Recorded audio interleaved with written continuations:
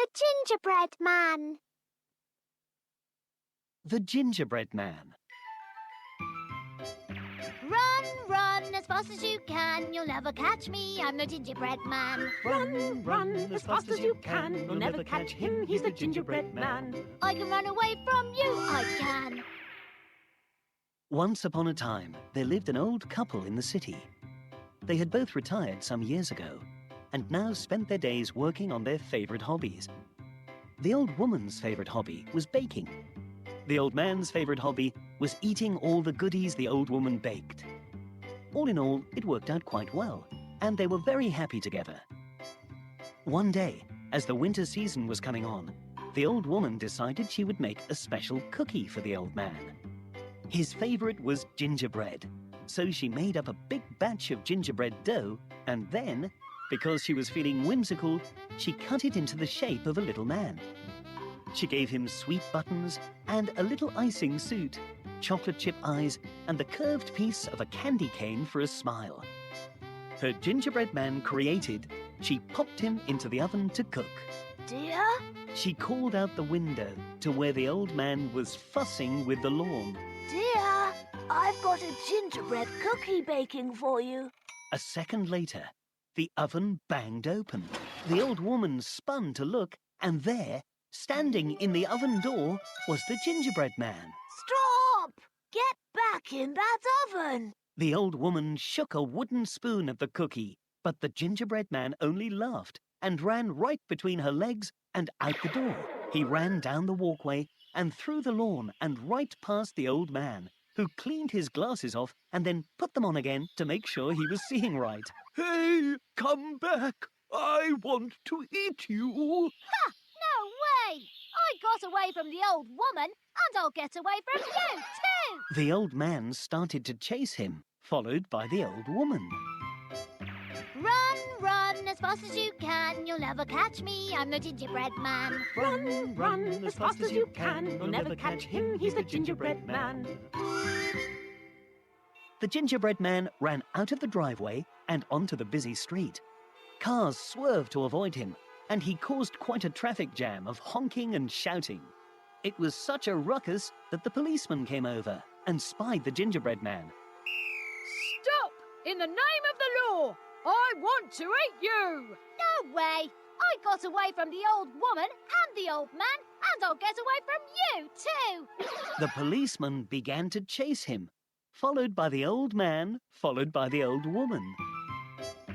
Run, run as fast as you can. You'll never catch me. I'm the gingerbread man. Run, run as fast as you can. You'll never catch him. He's the gingerbread man. The gingerbread man laughed and kept on running down the busy city streets. He saw a big shaggy dog standing on the pavement and jumped over him with a mighty leap. What? Ruff, ruff, ruff, ruff. The shaggy dog barked as the gingerbread man soared over his head. I want to eat you! I want to eat you! Ruff, ruff. No way! I got away from the old woman and the old man and the policeman, and I'll get away from you too! The big shaggy dog began to chase him, followed by the policeman, followed by the old man, followed by the old woman. Run, run as fast as you can. You'll never catch me. I'm the gingerbread man. Run, run as fast as you can. You'll never catch him. He's the gingerbread man. The gingerbread man slid under a taxi and jumped over a steaming sewer grate and button-hooked around a corner, where he narrowly missed a tourist snapping away with her camera. You ruined my picture. Wait, a cookie? Get back here! I want to eat you! Ha! No way! I got away from the old woman and the old man and the policeman and the big shaggy dog, and I'll get away from you too! The tourist began to chase him, followed by the big shaggy dog, followed by the policeman, followed by the old man, followed by the old woman. Run, run as fast as you can. You'll never catch me. I'm the gingerbread man. Run, run as fast as you can. You'll never catch him. He's the gingerbread man. The gingerbread man ducked into an office building and slid across several desks. He swung from a light, knocked over a computer, and burst through the back door. My report! I spent all day on those. That's it. I want to eat you. No way! I got away from the old woman and the old man and the policeman and the big shaggy dog and the tourist, and I'll get away from you too! The businessman began to chase him, followed by the tourist, followed by the big shaggy dog, followed by the policeman, followed by the old man, followed by the old woman. Run, run as fast as you can. You'll never catch me. I'm the gingerbread man. Run, run as fast as you can. You'll never catch him, he's the gingerbread man. The gingerbread man leapt over a traffic cone, hopped over an embankment, and tumbled down to the river. He dipped in a toe and looked on with horror as his gingerbread foot got all soggy and ruined. A fox slipped out of some bushes near the water's edge. Well, well, who is this tasty treat? No way! I got away from... Enough of that. I already heard you sing, and I'm not interested in eating you. I happened to see your foot got ruined in the water. As it happens, I was planning on swimming to the other side of the river. Would you like a ride across? The gingerbread man looked at the fox, then looked up the riverbank and down the street where the businessman, followed by the tourist, followed by the big shaggy dog, followed by the policeman, followed by the old man, followed by the old woman, were all closing in on him. All right, I'll ride across on your tail. The fox shook his head. You're much too heavy for my tail. Hop on my head between my ears, and I'll swim you across. The gingerbread man hopped on, and the fox splashed into the water and was soon swimming swiftly across the river. Ha! The gingerbread man shook his fist at the angry crowd behind him. I told you! Run, run as fast as you can. You'll never catch me. I'm the... And just then, the fox threw back his head, sending the gingerbread man into the air. And then he caught the cookie in his mouth and gobbled it right down. Licking his lips, the fox disappeared into the woods on the far side of the river. The businessman and the tourist and the big shaggy dog and the policeman and the old man and the old woman were all very sad they didn't get a taste of the fast little cookie. But they weren't sad for long. That very night, the old woman invited them all over for dessert, where she baked them up her new special. Crispy, delicious, and hopefully very slow gingerbread turtles. Run, run as fast as you can. You'll never catch me. I'm the gingerbread man. Run, run as fast as you can. You'll never catch him, he's the gingerbread man.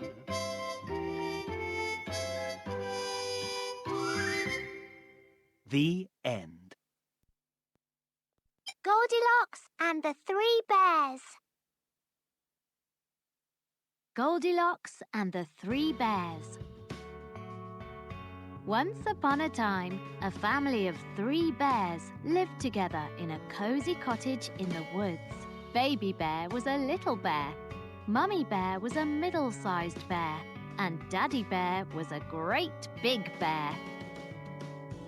They each had a wooden bowl for their porridge, a tiny bowl for Baby Bear, a medium-sized bowl for Mummy Bear, and a very large bowl for Daddy Bear. And they each had a chair to sit in, a low chair for Baby Bear, an average-sized chair for Mummy Bear, and a tall-backed chair for Daddy Bear. They each had a carved bed to sleep in too, a short bed for Baby Bear, a middle-sized bed for Mummy Bear, and a great long bed for Daddy Bear. One day, after they had made their breakfast porridge and poured it into their bowls, Mummy Bear said, What a beautiful day. Let's take a walk in the woods while the porridge cools. All agreed, and off they went. In these same woods, a little girl called Goldilocks was running an errand for her mother. Goldilocks was not unkind, but sometimes she was a bit careless, and her mother was always saying to her, "Think before you act." Now Goldilocks passed by the bear's house while they were away. How lovely, she said. I wonder who lives there. She looked in at the window and then she peeped through the keyhole, for she was also a very curious little girl. Seeing nobody in the cosy cottage, Goldilocks opened the door and went right inside. She was cold and slightly hungry and was very pleased to see the porridge on the table. Without stopping to think about it, she decided to help herself. First, she tried the porridge in the very large bowl. Ow! This is much too hot, she said. Next, she tasted the porridge in the medium-sized bowl. Yuck! This is much too cold, she said. Finally, she tasted the porridge in the tiny bowl and found it neither too hot nor too cold. This is just right, she said, and she ate it all up, every spoonful. Goldilocks was tired, for she had been catching butterflies instead of running her errand. She sat down in the tall-backed chair. Ouch! This is much too hard. Next, she sat down in the average-sized chair. Oof, this is much too soft. But when she sat down on the low chair, it was neither too hard nor too soft. This is just right.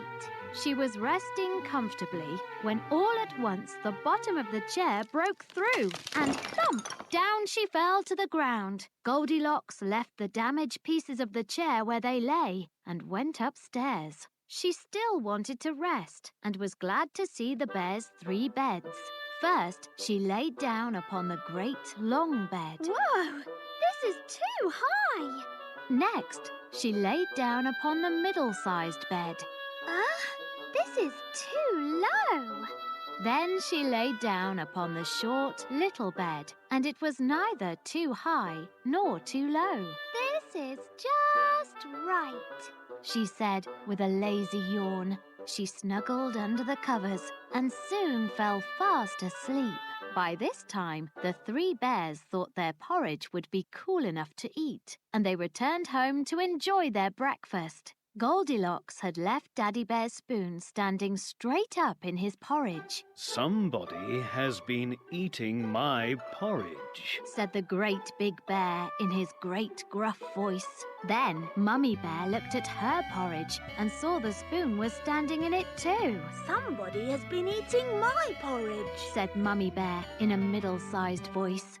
Then Baby Bear looked at his and saw the spoon lying in the empty porridge bowl.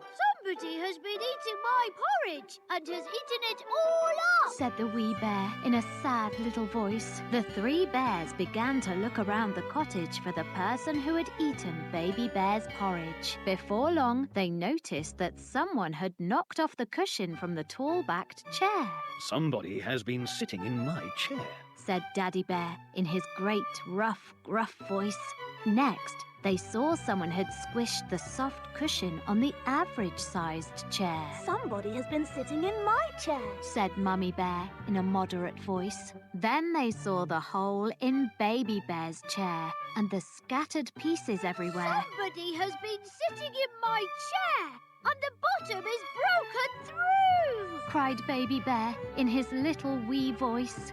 The 3 bears went upstairs, looking for the person who had broken Baby Bear's chair.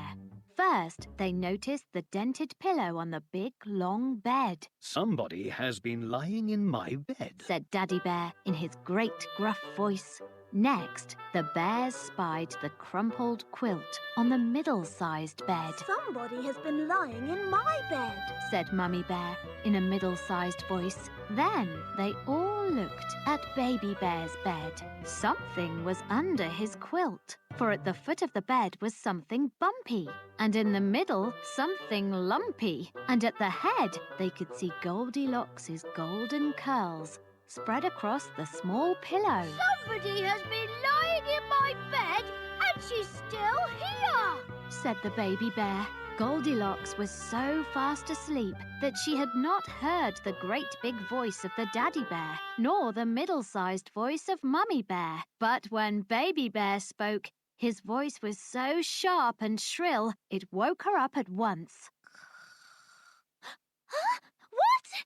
When she saw the 3 bears on one side of the bed, with their bare claws and their bare teeth, she tumbled out of the other side with a shriek. Eee! Goldilocks ran to the open window and jumped out to escape from the 3 bears. She landed in the bushes, Ouch! splashed through the stream, and tripped over a branch before disappearing. And whether she ran into the woods and made it home before dark, and whether she thoughtlessly helped herself to others' things once more, no one can say. But the 3 bears never heard from Goldilocks again. And as she ran, she promised that she would always, always think twice the next time she ran an errand for her mother. The end. The 3 Billygoats gruff. The 3 Billygoats gruff, as interpreted by Boyd Burgrabe. Once upon a time, there were 3 goats by the name of Gruff, who lived in a beautiful mountain land. The littlest one was called Gil, and he stood only as tall as a grown man's knee. His older brother Griff was taller and wider, and lately he had been proudly celebrating the first few hairs on his very own grown-up goat goatee. Graham was the oldest and toughest of the Gruff goats, and his brothers loved and respected his great size and strength.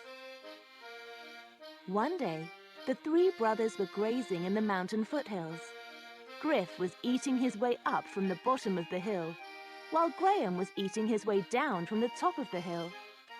Gil had found a nice spot right in the middle of the hill and was gorging himself on sweet green grass. With their heads down and their bellies filling, the 3 goats were each in their own world, chewing and walking and chewing until their 3 goat heads clonked into one another and they all plopped back on their tails. After a moment of silence, Graham said, Guess what? What? Headbutt! They all burst out laughing and braying in the Gruff family way. Their laughter echoed down into the valley below until it disappeared into the sounds of a roaring river created by the melting snow in the mountains high above. Every spring and summer, the gentle river would swell with the snow melt, bursting over the rocky riverbanks and creating rolling waves and treacherous rapids. Later that day, the Gruff goats set out to eat the sweet flowers and tall grasses that grow up the mountain. They had to cross a tall bridge to get there, and little did they know that tucked beneath the wooden beams of the bridge was the home of a hulking and cantankerous troll. He usually hunted at night and slept all day, but on this day had woken in the afternoon with a rumbling belly. As the troll lurked in the shadows of the bridge, searching along the river's edge for large fish and river eels to eat, the youngest of the Gruff goats began walking across the bridge overhead. The troll sniffed the air with a nose as large and lumpy as a pickle. Fee, fi, fo, frisson. Who crosses my bridge without permission? Barked the hungry troll, for he had not been able to find any fish or eels in the furious river. Oh dear, it is I, Gil Gruff the goat, on my way to the mountainside. You smell delicious, and I am so hungry. I am coming to eat you up. Oh, why, that is not a good idea at all.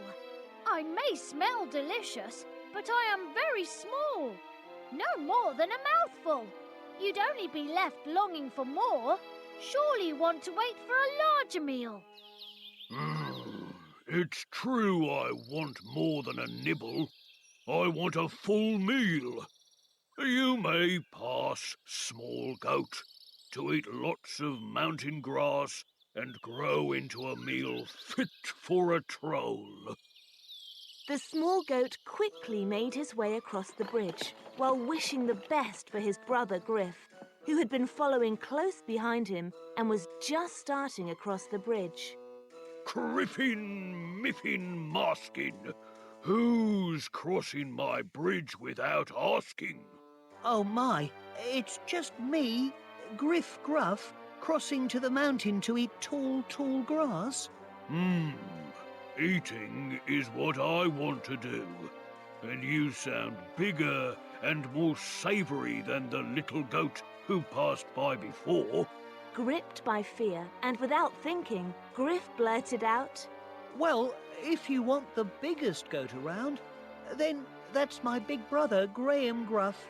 Griff clapped his hooves over his mouth when he realized what he'd said. It was too late. The troll was drooling. Graham, you say?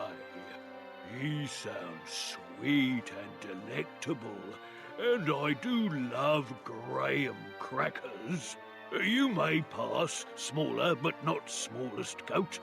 May you grow tender and large from the mountainside grasses. Griff raced across the bridge, feeling both happy to be alive and horribly guilty for telling the troll about his brother Graham. Griff had just caught up to Gil when Graham started across the bridge. Licking his lips with a big black tongue, the troll bellowed, Rack'em, smack'em, flack'em! Who's crossing my bridge without... Drat! Nothing rhymes with flack'em! Who goes there? Who goes there? It is I, Graham Gruff, on my way to join my brothers on the mountain. Who goes there? How dare you ask me that?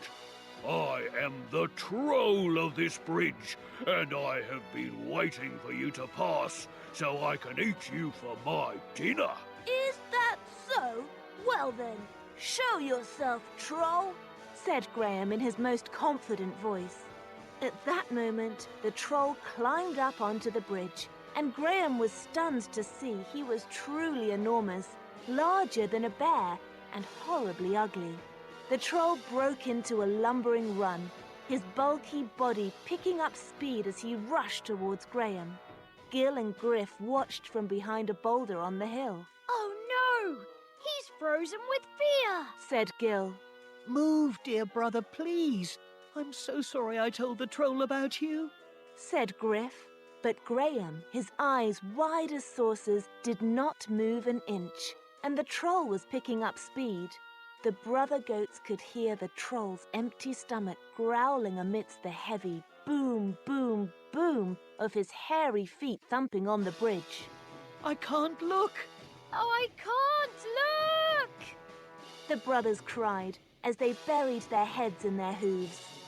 And because of that, they did not see the troll, just steps from their brother, reach out his large claws to clutch Graham.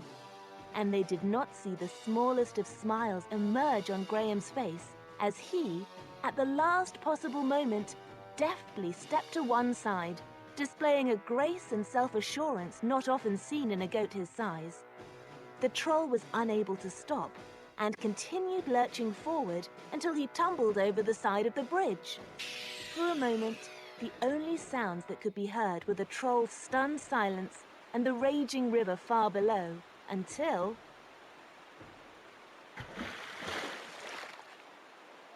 the troll landed in the roaring river, alive but angry. He was promptly washed downstream, griping and growling and cursing his luck as he swept all the way to the ocean. Graham calmly made his way across the bridge, his head held high, while his brothers cheered wildly and raced towards him. The three of them spent the rest of their long lives eating heartily on the mountainside and growing closer and closer to each other, as the most fortunate brothers often do. The end.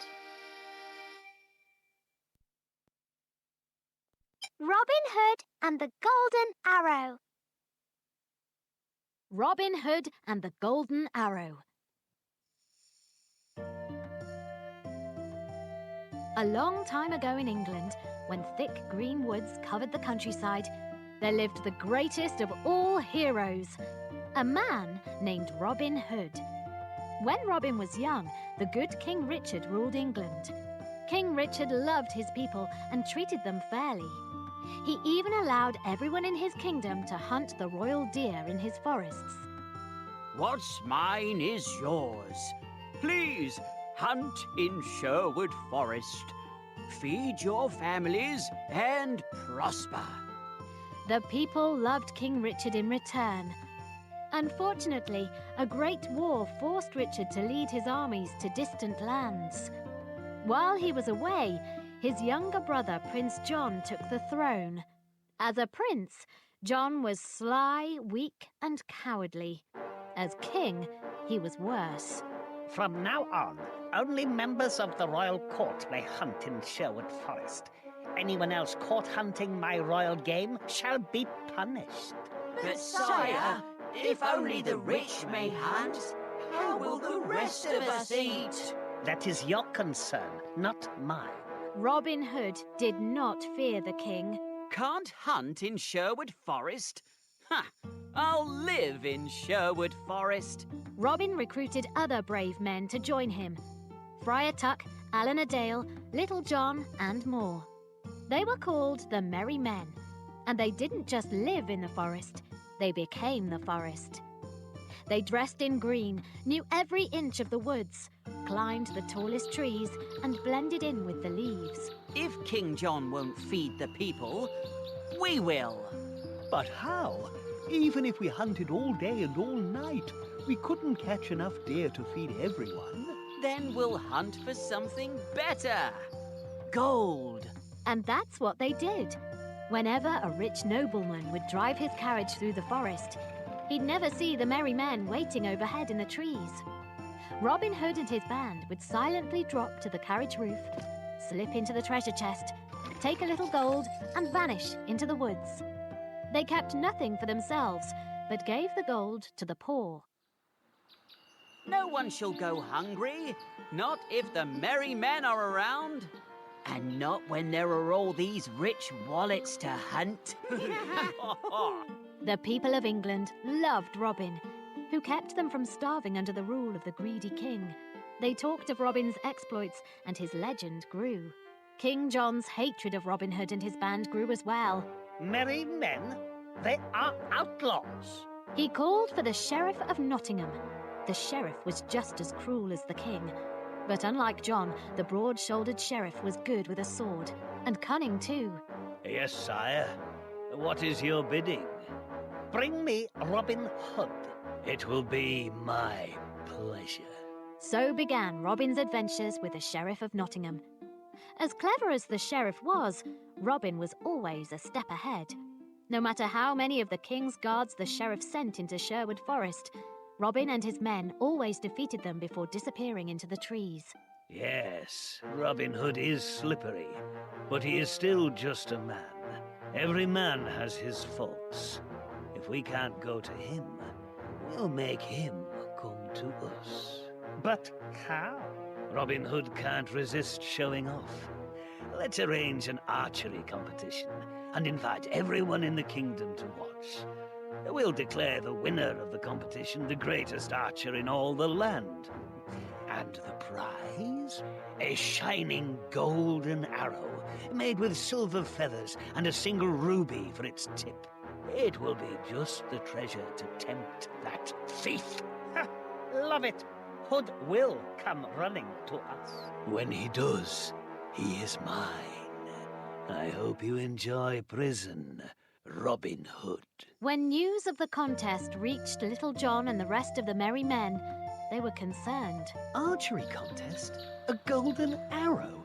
This is a trap, Robin. Of course it is.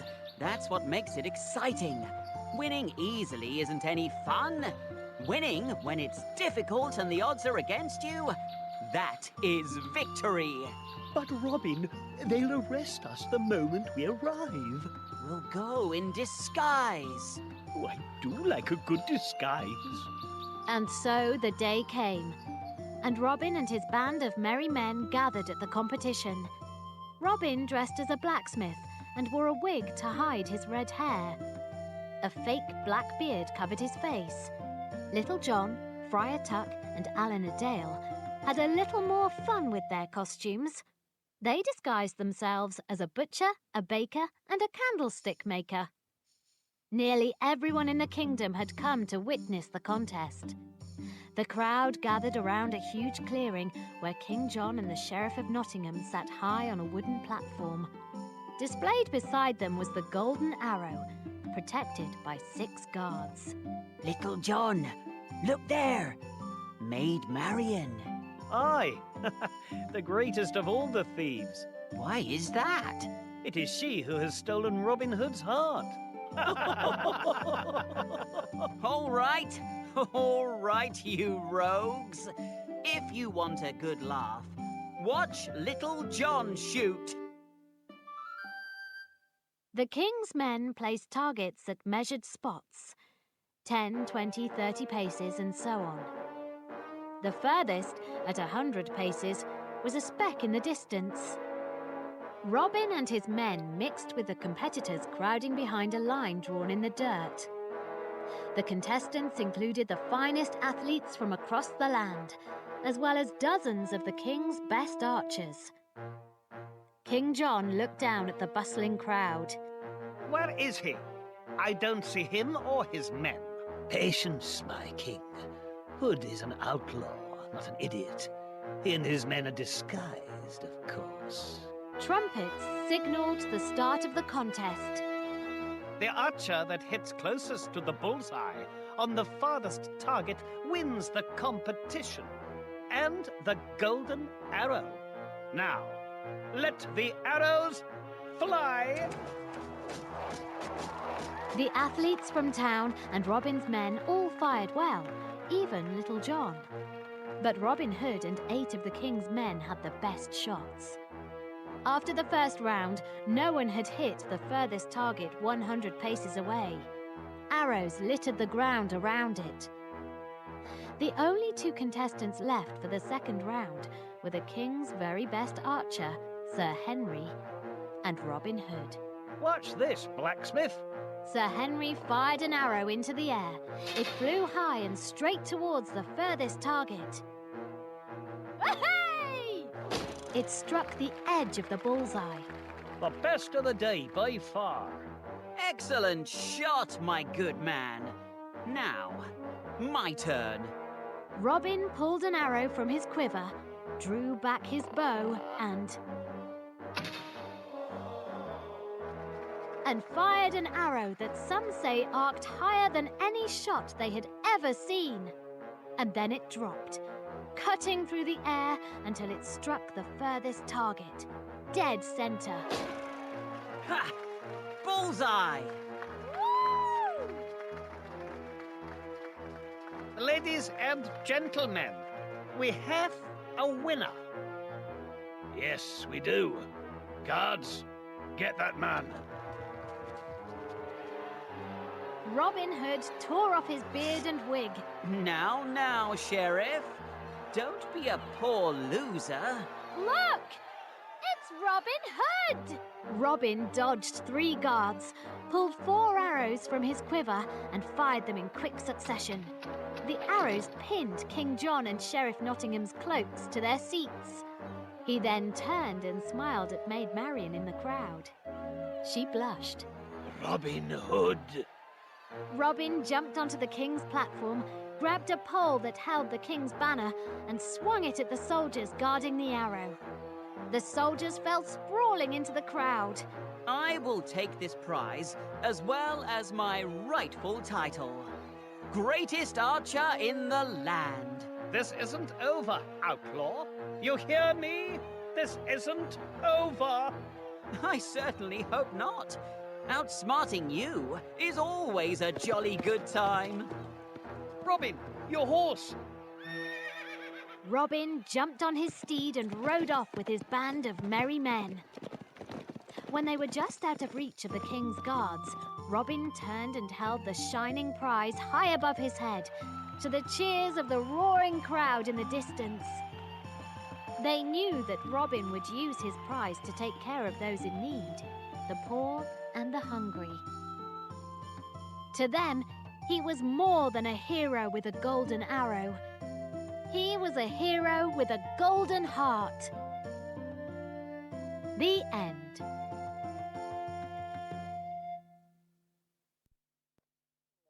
The Boy Who Cried Wolf. The Boy Who Cried Wolf.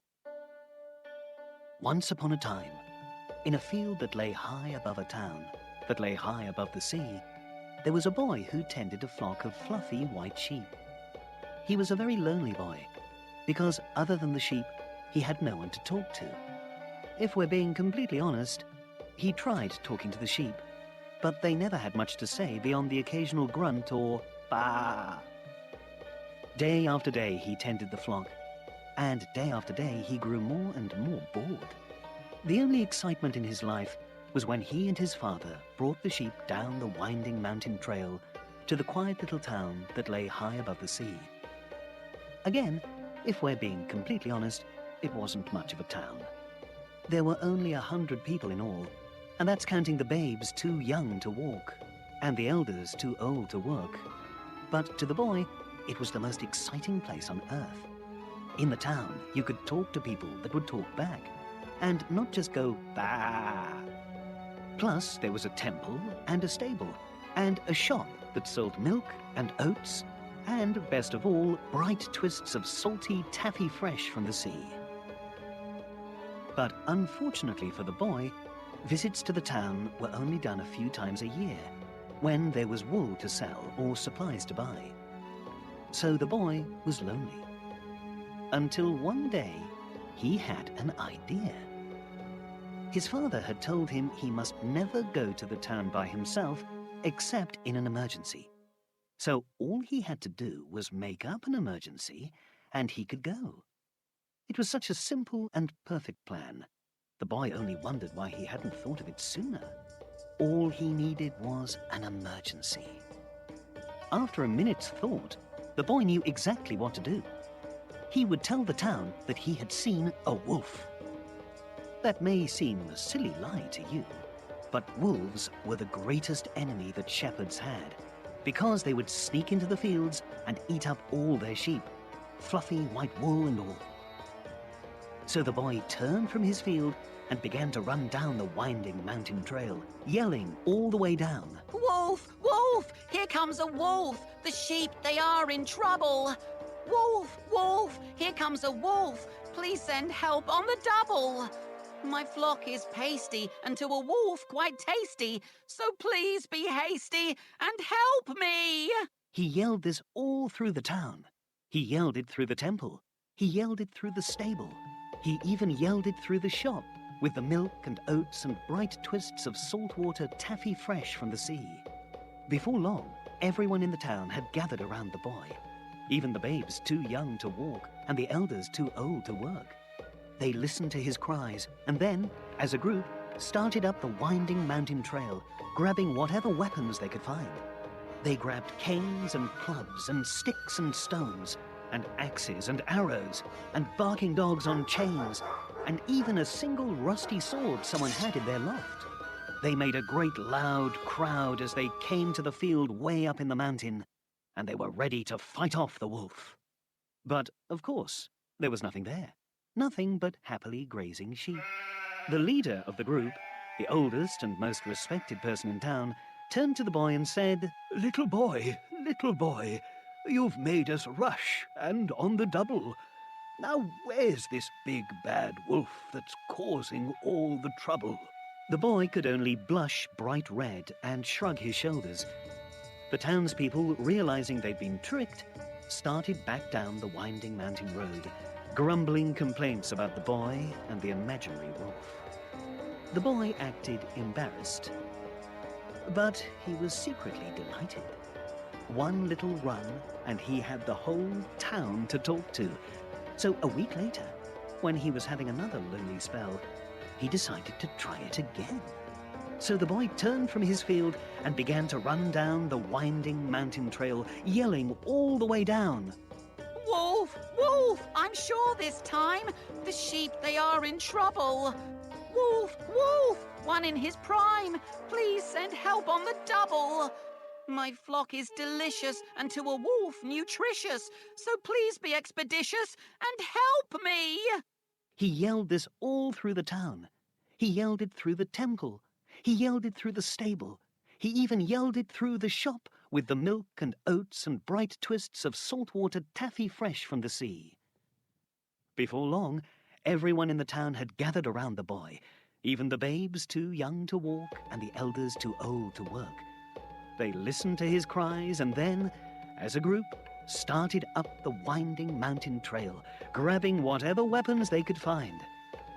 They grabbed canes and clubs and sticks and stones, and axes and arrows, and barking dogs on chains, and even a single rusty sword someone had in their loft.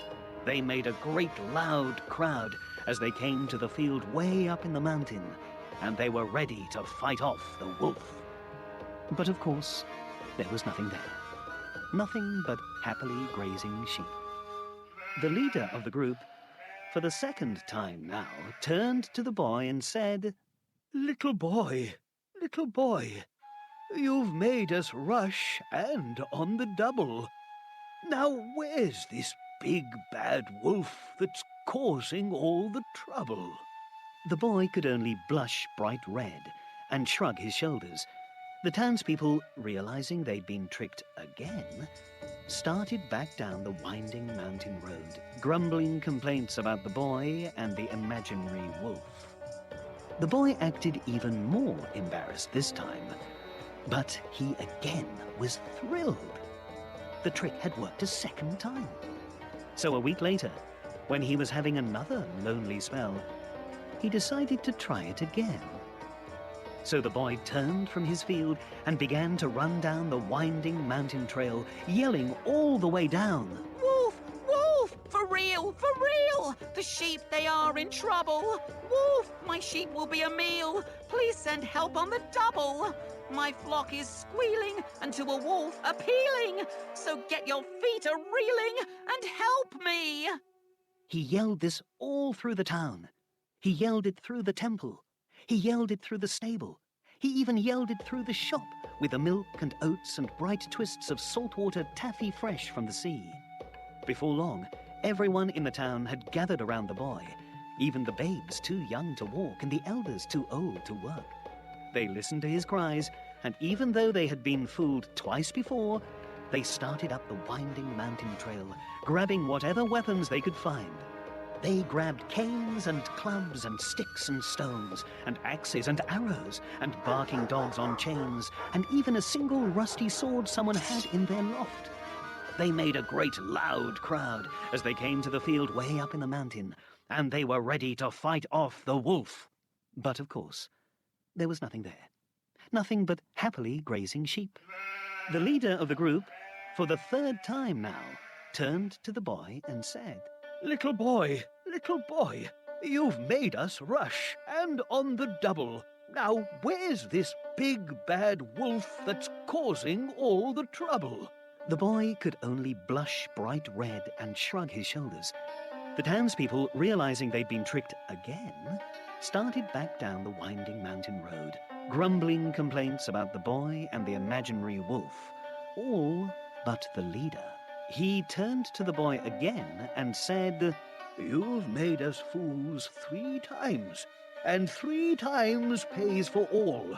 So do not look to us again. Do not come, and do not call. And with that, he turned and left the boy alone again. The boy acted embarrassed, and he acted sorry, but he didn't really believe the leader of the town. After all, what had worked 3 times would surely work a 4th time, too. So the next week, the boy started to feel lonely again. But before he could decide to head down into the town crying wolf, he saw a dark shape emerge from the woods at the edge of the fields. The boy didn't believe his eyes at first, but there was no mistaking it. There, standing amongst his flock, standing nearly as tall as his shearing shed, was a giant mountain wolf. So the boy turned from his field and began to run down the winding mountain trail, yelling all the way down. Wolf! Wolf! A great grey beast! The sheep, they are in trouble! Wolf! Wolf! Down from the east! Please send help on the double! My flock, all fleeced, is to a wolf a feast. So please, at least, come and help me. He yelled this all through the town. He yelled it through the temple. He yelled it through the stable. He even yelled it through the shop, with the milk and oats and bright twists of saltwater taffy fresh from the sea. Before long, everyone in the town had gathered around the boy, even the babes too young to walk and the elders too old to work. They looked at the boy, shaking and crying and screaming in their midst, and then rolled their eyes and walked away. The boy yelled and yelled and yelled for help, but no one would listen. At last, the leader of the town came to him. The boy looked him in the eye and said, Leader, oh leader, take pity on youth. For this time of all times, I'm telling the truth. But the leader only looked at him with a sad smile and said, little boy, I've told you what not to do. You've lied and cried wolf 3 whole times, and I no longer believe you. So, no help went up the mountain, and the wolf ate a great many of the boy's sheep, and after that, he never lied again. The end.